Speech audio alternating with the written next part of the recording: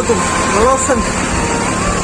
এই আমার খালামণি, এই হলো মার্সিডিজ বেঞ্চ, স্কটল্যান্ডের সবচেয়ে লাক্সারিয়াস যে বাসটা রয়েছে এখন পর্যন্ত।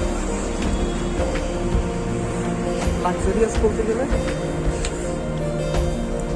আমি ছোট্ট করে যদি দেখেন, খালামণি ঢাকা দিকে যাচ্ছে, দেখছেন পিছনে রো, পিছনে বসিয়েও শান্তি পাবেন, সামনে বসিয়েও শান্তি পাবেন।